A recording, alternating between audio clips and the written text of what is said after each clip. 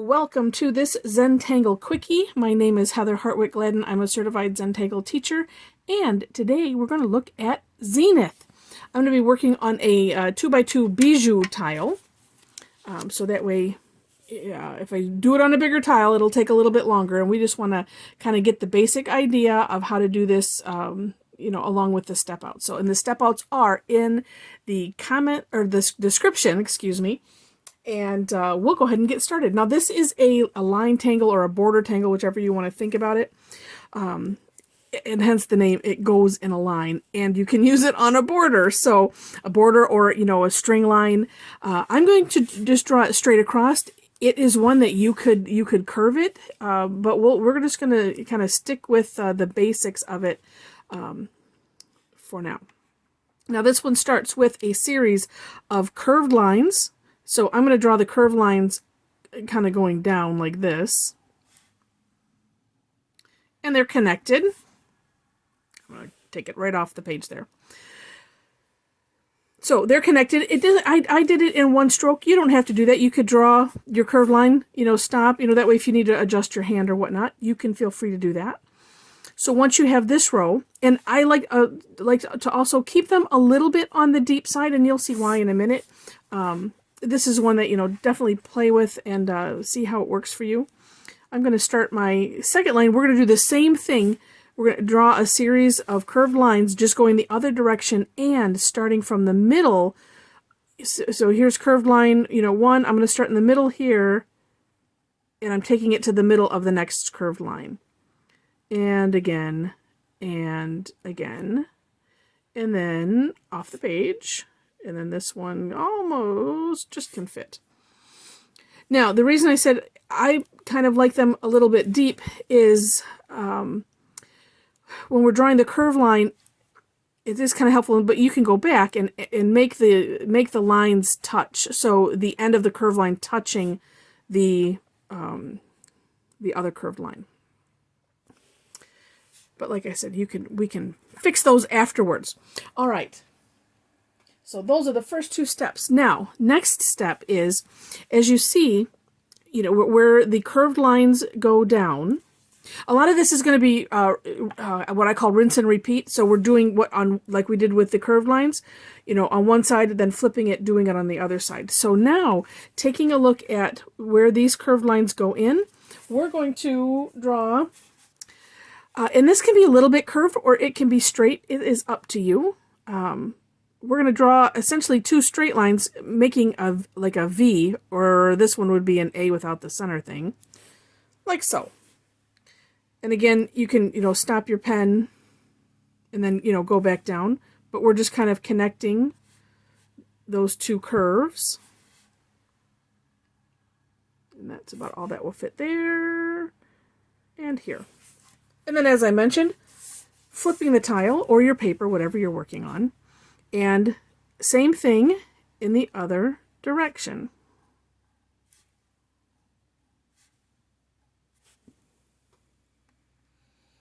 All right. So now that we have that, we're going to do what's called an aura. And we're going to aura each side. To aura is like drawing an outline. That's the best way that I can describe it. And what I like to do, and then, kind of decide how far away. I like to have mine relatively close. And then what I'm doing is I'm kind of stopping, it's like, okay, here's my curved line, stopping. And then, turn your tile also so that way it's comfortable for your hand. And feel free to turn it as you need to. So I'm taking each step at a time.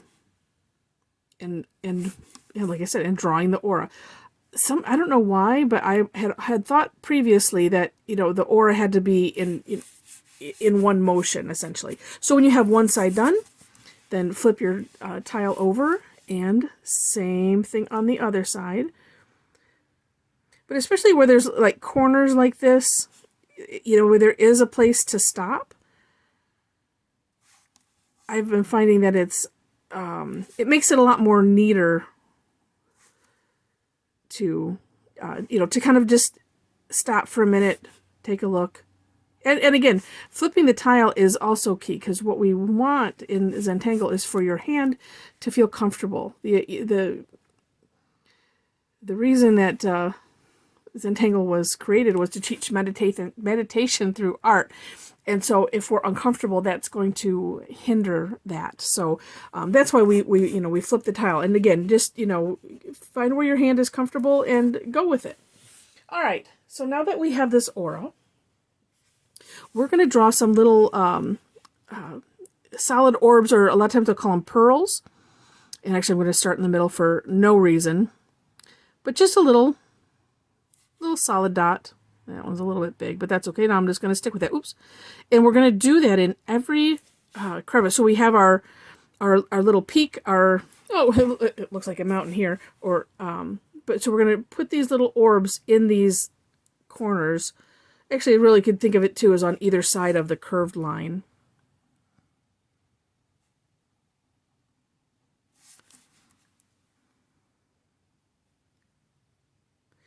And something with doing these, and I have done, well, except for this one, I did leave a little spot, which I'm going to fill in, because I didn't do them all this way. But if you want to, when you're, you kind of pick an orb, and you can leave a little dot there, just empty, and that makes it look like a little shine.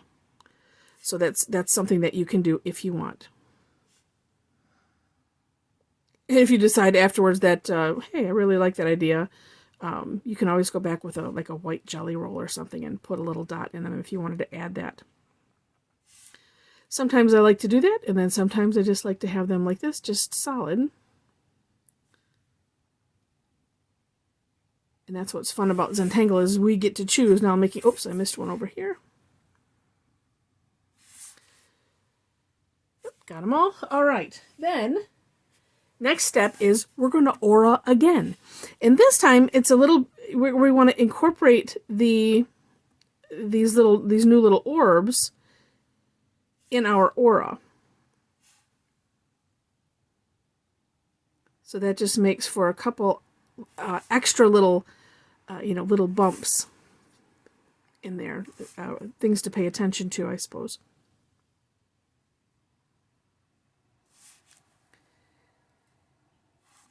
And one thing that I also noticed for myself with aura-ing peaks like this, well, sometimes they get a little bit off, and that's okay. If you're new to Zentangle, know that there is no such thing as a mistake in Zentangle. No such thing. And so we just ignore it. It's okay. There are also ways, I call them course corrections, to correct things. I should do a video just on course corrections.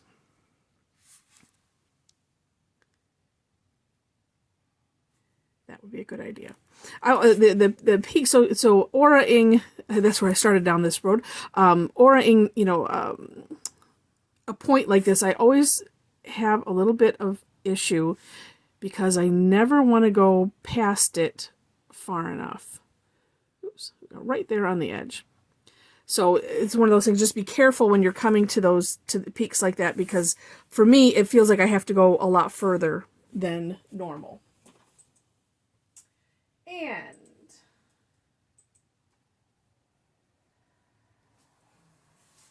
that is pretty much it. It's a really nice tangle.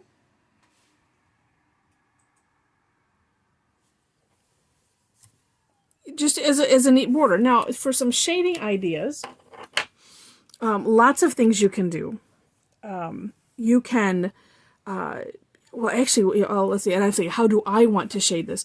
So, one thing that I've seen, and of course you can always add color, but one thing that I've seen that's kind of neat is adding some graphite. So like these little peaks that we drew, dividing them in half. Whoa. And adding some graphite. Now what I'm doing is I'm just adding the graphite. I'm doing it on the same side each time.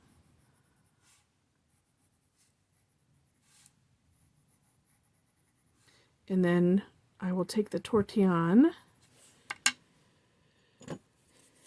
and just smooth it out. I want to, let's see, it helps if you point this is a little small space and the tortillon is a little bit bigger, but it helps if you point to the tip kind of where you don't want to go past.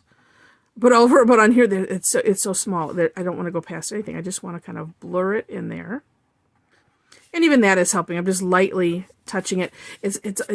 I'm being careful. It's like I want to use it tip down because I just want to have that tip. But then you can kind of wreck the whole tortillon by, having it, because it's just paper. And so it'll just mash down. But you can then, and I don't know where I have mine, you can stick like a toothpick in the end or something that will pop that right back out. Sometimes at that point, then it makes it a little bit floppy. So the last one I did is I left it in there and broke off the piece so that way it wasn't poking me. But that's kind of neat. Another thing, and depending on how you're using it is going to be determinant also. And I will do this right now. So I'm going to shade in this, and I'm going rather dark with my pencil here. And we can always, you can always add color, whatever you want to do. You could color in, any of those aura lines. So many things that you can do with this. And that is up to you. I'm just sticking with the black, white, and gray, essentially because that's kind of how Zentangle started. Was, again, with the idea of, meditation or mindfulness. If you're using it for an exercise, sometimes having too many choices as far as color goes, it's like we keep it simple, and that helps to bring about that aspect of this. And I might just leave it like that. Well, no, I'll do the other side too. But you can see how that just all of a sudden, this is raised up, and you can play with that if you're using a toned paper. One of the things that I like to do is I'll do that and then maybe use the white chalk on the other side, and then it pops it right off the page. But that's what we have fun playing with in Zentangle is just making it pop. We're not worried about light sources and all of that kind of thing. We are just looking for the neat effects that we can have with the graphite. And where when we have the graphite, it sinks it down. And then, anything that's light is brought up.